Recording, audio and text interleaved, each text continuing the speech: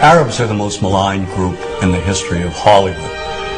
They're portrayed basically as subhumans, Untermenschen, a term used by Nazis to vilify gypsies and Jews. These images have been with us for more than a century.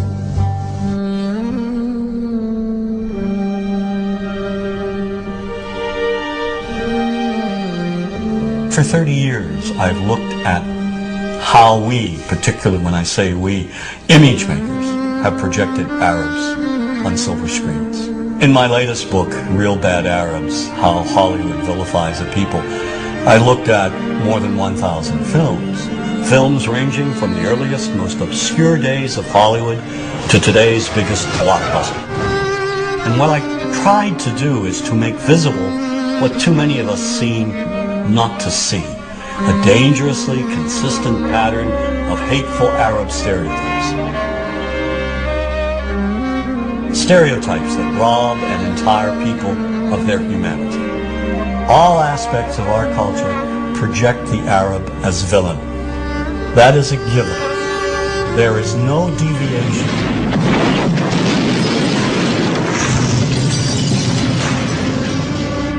We have taken a few structured images and repeated them over and over again. You are hostages of the Holy Freedom Bible. Whether one lives in Paducah, Kentucky or Wood River, Illinois, we know basically the same thing.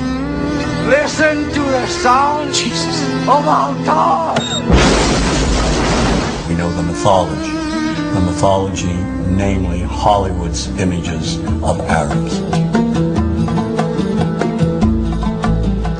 Yesteryear's Arab land is today's Arab land. The Arab is one-dimensional caricature, cartoon cutouts used by filmmakers as stock villains and as comic relief. And so over and over we see Arabs in movies portrayed as buffoons, their only purpose being to deliver cheap laughs. You see this in the Joey Heatherton film, The Happy Hooker Goes to Washington. Every night I was forced to perform unspeakable acts with circumcised dogs. Oh, dogs are better than sheep. They're cleaner, I know, I've tried both.